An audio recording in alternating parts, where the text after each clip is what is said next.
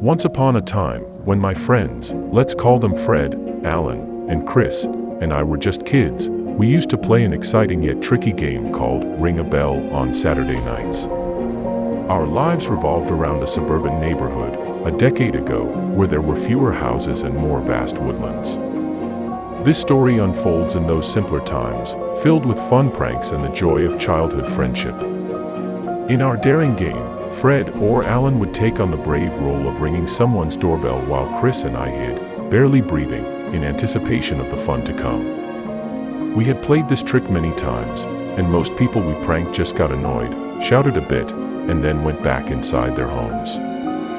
However, one scary night, the game took an unexpected turn as we went into a different block, where a particularly spooky house stood. This house had an air of emptiness, its outside showing signs of neglect with overgrown grass and a shabby, covered car in the driveway.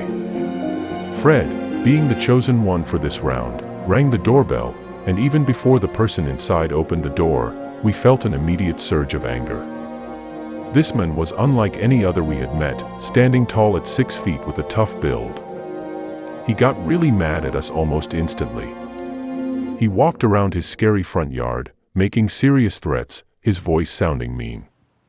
Yet, we couldn't stop our mischievous laughter, just like we did many times before.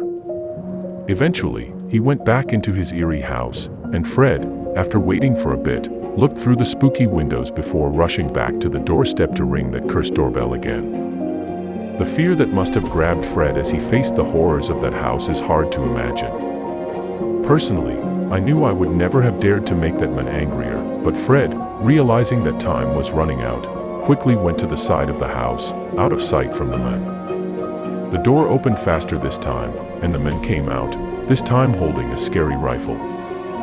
Fear took hold of us, and together, we exchanged scared looks. Our breath seemed to hang in the spooky night. The man, now a guard of darkness, searched every hiding place thoroughly, checking behind his scary car, looking among the spooky trees, and finally, standing in the center of his lawn, his intentions hidden in the shadows. Then, a chilling shiver ran down our spines as his mean gaze looked into the dark woods. Chris, Alan, and I crouched even lower, hoping our scared souls would stay hidden. The man's scary gaze seemed to stay on us for a long time before he finally went back inside. We couldn't see Fred, but the fear held us frozen in place. Then, suddenly, Fred's voice rang out from across the street, breaking the scary silence. He yelled, "Run!" Panic hit us, and we turned to see a mean figure coming towards us. He held the rifle like an executioner's axe. We scattered like scared animals, running towards Fred, who was waiting for us on the other side of the spooky street. We ran for blocks, our hearts beating fast, our breaths coming hard, scared that the men would keep chasing us. Fred later told us that he shouted a warning when he saw the men sneaking into the woods with his rifle. We never told anyone about this scary encounter, and we promised never to talk about it again. Luckily, the spooky house was far away, but the memory of that night still scares us. It's a spooky chapter from our childhood that we'll remember for a long time. As we think back on those nights filled with innocent fun, we understand that sometimes, the thrill of the game can lead us to places we never meant to go. The shadow of that spooky house stays in our memories, reminding us of the fine line between harmless pranks and the unexpected scares that lurk in the darkness.